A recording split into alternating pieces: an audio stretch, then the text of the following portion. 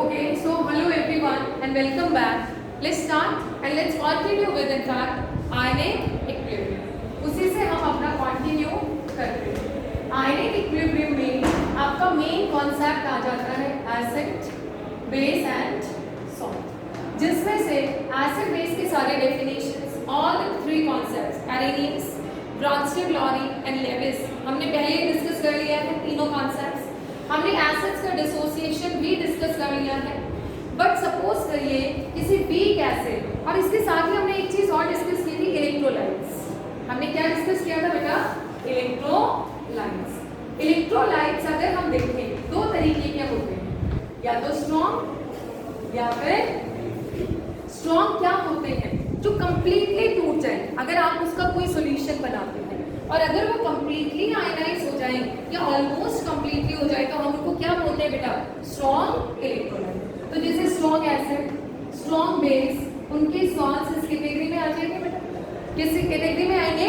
Strong electrolyte. जैसे NaCl लिया, if you add NaCl into water तो ये कैसे रहेगा? It completely gate ionised into Na positive plus Cl negative. आपने पानी डाला, इनिशियली ये सॉलिड था, जैसे आपने पानी में डाला ये भी एक्वस में चला गया और ये भी एक्वस में चला गया, तो जितना NaCl था पूरा का पूरा डिसोशिएट हो गया. तो ऐसे इलेक्ट्रोलाइट्स को हम क्या बोलते हैं बेटा? Strong electrolyte. आपने जैसे लिया HCl को पानी में डालो, क्यों पूरे का पूरा H पॉजिटिव और Cl नेगेटिव में टूट जाता है? नहीं टूट जाता, टूट जाता है. HNO3 लिया बेटा आपने, HNO3 में आपने जैसे वाटर डाला, क्या ये H पॉजिटिव और NO3 नेगेटिव में टूटेगा? Right, completely. H2SO4 है, NaOH है, KOH है, ये सारे के सारे कंप्लीटली डिसोशिएट कर जाते हैं. तो जो चीज कंप्लीटली डिसोशिएट कर जाती है उसको हम क्या बोलते हैं बेटा? Strong electrolyte. और जो चीज पार्शियली डिसोशिएट करती है, पार्शियली यानी कि कुछ हद तक, उसको हम क्या बोलते हैं बेटा?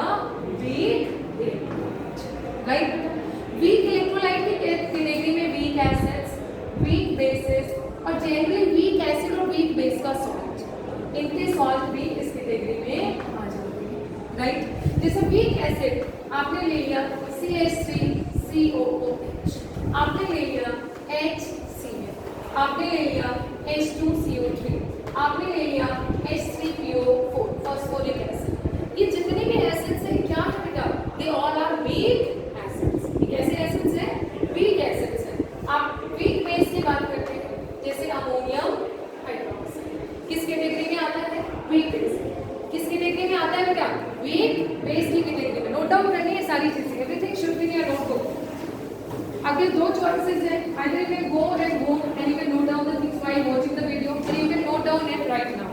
It's up to you, right? तो देखो स्ट्रॉन्ग इलेक्ट्रोलाइट्स हो गया और ये क्या हो गया बेटा? वीक इलेक्ट्रोलाइट हो गया. तो वीक इलेक्ट्रोलाइट जो है वो क्या करता है? पूरा का पूरा नहीं टूटता. जैसे सपोज आपने अमोनियम हाइड्रोक्साइड ले लिया, एक मॉलिक्यूल के फॉर्म में समझो. जैसे यहाँ पे HCl लिया था, अगर आपने 10 मॉलिक्यूल्स लिए HCl, 10 मॉलिक्यूल्स, तो क्या पूरे के पूरे H पॉजिटिव और Cl नेगेटिव में टूट जाएंगे या कुछ बचेंगे? बताइए. स्ट्रॉन्ग का मतलब क्या है? पूरा का पूरा टूटना है, कुछ बचना? पूरा का पूरा टूट जाना. तो अगर आपने 10 HCl के मॉलिक्यूल लिए हैं तो H पॉजिटिव में 10 बनेंगे और Cl नेगेटिव में कितने बनेंगे बेटा? माने कंप्लीटली आयनाइज हो गया. और वीक इलेक्ट्रोलाइट का केस समझो आप, अगर आपने NH4OH लिया है और आपने सपोज 10 मॉलिक्यूल्स लिए हैं, तो क्या 10 के 10 डिसोशिएट होंगे या कुछ ही डिसोशिएट होंगे? तो पार्शियली का मतलब आउट ऑफ देम समथिंग, माने कुछ डिसोशिएट हुआ, तो कुछ तो डिसोशिएट होके बना देंगे बेटा NH4 पॉजिटिव OH नेगेटिव, और कुछ में इक्विलिब्रियम किधर आ जाएगा? Backward direction. क्लियर हो बेटा ये सबको? तो इनको हम बोलते हैं वीक इलेक्ट्रोलाइट्स. तो इक्विलिब्रियम कहाँ लगता है?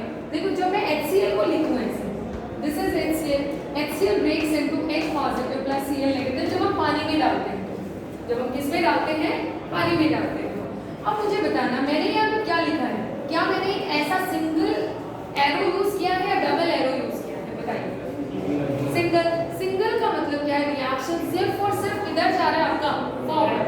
भाई रिएक्शन की दो डायरेक्शन है, either I am going this way तो मैं फॉरवर्ड जा रहा हूँ, if I am coming back means I am backward. तो एक तो फॉरवर्ड डायरेक्शन और एक बैकवर्ड. अगर सिर्फ आगे ही जाना है तो फॉरवर्ड हो गया, आगे भी जाना है, पीछे भी जाना है तो forward as well as backward, दोनों चल रहे हैं। तो यहाँ पे देखो हमने एक सिंगल हैंडेड एरो यूज किया ये वाला, इसका मतलब आपका रिएक्शन किधर जा रहा है?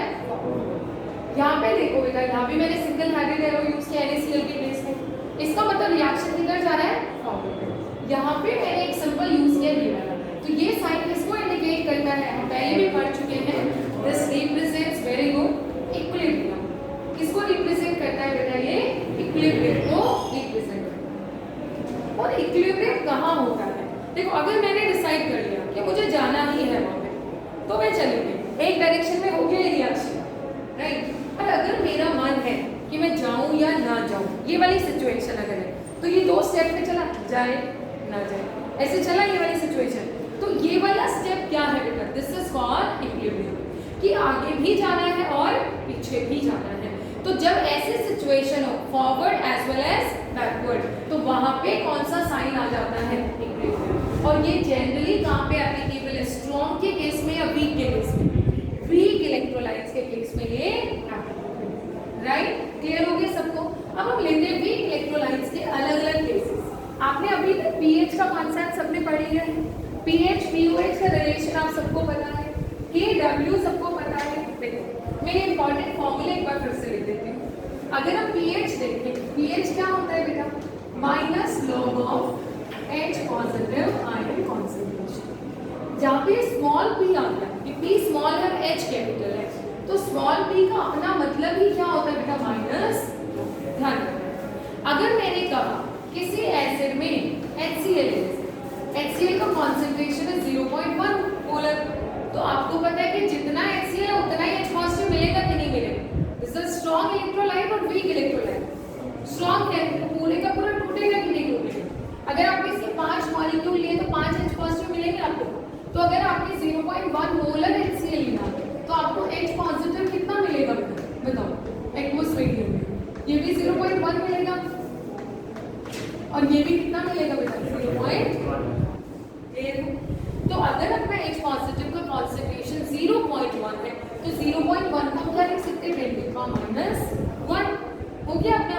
अब जैसे अपना H पॉजिटिव 10 to the -1 आया तो pH क्या हो गया बेटा? pH is equals to minus log of 10 to the power -1। H positive की जगह हमने क्या लिख दिया?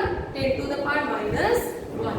तो यहाँ से अगर हम किसी भी नंबर का लॉग निकालते हैं, number is like this -x + x कुछ भी है, तो जो भी 10 to the power होगा वही बाहर आ जाएगा, क्योंकि log 10 कितना होता है बेटा? log 10 is always 1, right. तो अगर मान लो आपसे कोई बोले log 100, तो log 100 कितना आ गया बेटा? 2। Very good. 100 को हम क्या लिखेंगे? 10 to the power 2, तो log 100 कितना आ गया? 2, राइट। कोई आपसे बोले log 10 to the power -5, तो कितना आ गया log? -5। 10 का पार्ट जितना भी है वही उसका log की फॉर्म में आ जाता है, तो -5 आ गया यहाँ पे। तो अगर हम यहाँ से चेक करें, pH हो गया आपका minus log 10 to the power -1, इसका मतलब क्या आ गया? माइनस पहले ही था, और log 10 to the power -1 कितना आएगा बेटा? तो प्लस pH कितना आ गया आपका? +1, राइट। और ये आप सबको पता है pH स्केल के बारे में, pH स्केल सबको पता है कहाँ से कहाँ तक है? 0 to 14। और न्यूट्रल pH हम कहाँ मानते हैं बेटा? Very good. और ये किस रेंज में होता है? This is acidic pH range and this is basic pH range. आज थोड़ा सा हम एक रिवीजन कर रहे हैं जितना हमने पढ़ा है। तो acidic pH range and this is basic pH range. तो अगर हम यहाँ पे चेक करें, एसिडिक में क्या है बेटा? pH जितना कम होगा उतना ज्यादा एसिडिक या उतना वीक एसिड? ज्यादा। Very good. तो यहाँ पे इसका मतलब क्या हुआ? इधर जितना, तो दिस इज मोर एसिडिक, और यू कैन से ज्यादा H पॉजिटिव का कॉन्सेंट्रेशन है, more, and this is less H positive. यहाँ पे कम H पॉजिटिव का कॉन्सेंट्रेशन है, और जैसे जैसे हम इधर जाते हैं, यानी कि हम इधर जैसे लेफ्ट से राइट गए, यहाँ से राइट से लेफ्ट गए, तो एसिडिक नेचर बढ़ रहे हैं, pH कम हो रहा है, और इधर से इधर गए तो क्लियर है बच्चे? तो यहाँ से हमें पता चल जाता है कि आपका सॉल्यूशन, जैसे मैंने कहा pH 7, इसका मतलब सॉल्यूशन कैसा है बेटा? न्यूट्रल है। अगर मैं कहूँ pH 4.5, इसका मतलब कैसा है? अगर मैं कहूँ pH 1, है, वेरी गुड। अगर मैं कहूँ pH 11, अगर मैंने कहा pH 13.7 और भी ज्यादा बेसिक है, राइट बेटा, क्लियर है ये सबको। अब ये pH स्केल हो गया। अब मुझे फटाक से बता दो pH और pOH का रिलेशन क्या है। देखो pH का फॉर्मूला हम सबने लिख दिया। अब मुझे बताओ pH प्लस pOH कितना होता है? 40। pH and pOH is how much? 48, right बेटा? Kw of water at 25 degree Celsius 10 to the power minus, acid का Ka और बेस का K दोनों का प्रोडक्ट कितना आता है बेटा? Kw is equals to 10 to the power minus 1, and this all is happening at temperature 25 degree Celsius, यानी कि रूम टेम्परेचर, यानी कि 298 केल्विन। क्लियर है सबको यहाँ तक? अब हम आगे बढ़ते हैं बेटा। ये फॉर्मूले आपके आगे हैं, ठीक है। अब सपोज करिए आपके पास कोई वीक एसिड है। वीक एसिड के केस में अगर आपसे pH पूछा जाएगा तो आप कैसे निकालेंगे? मान लो आपके पास ये है CH3COOH, वीक है या स्ट्रॉन्ग है बेटा? चलो मैं एक बार स्ट्रॉन्ग का एग्जांपल लेते हैं। मान लीजिए आपके पास HNO3 है, स्ट्रॉन्ग है या वीक है बेटा? स्ट्रॉन्ग है। और स्ट्रॉन्ग का मतलब क्या हुआ? ये टूट के बना देगा H पॉजिटिव प्लस NO3, और एक्वस मीडियम में होगा ये तो हम यहाँ लगा देंगे, राइट बेटा। अब बताओ अगर इसका कॉन्सेंट्रेशन x है तो हमें ये भी x मिलेगा और ये भी क्या मिलेगा बेटा? आराम से निकाल लोगे pH, H पॉजिटिव पता चल गया, माइनस लॉन्ग करोगे तो pH आ जाएगा आपके पास। आ गया बेटा सबके पास? दूसरा, अब मुझे बताना अगर इसकी बजाय ये तो आपका स्ट्रॉन्ग एसिड है, let's say you are having a weak acid, आपके पास क्या प्रेजेंट है? वीक एसिड है।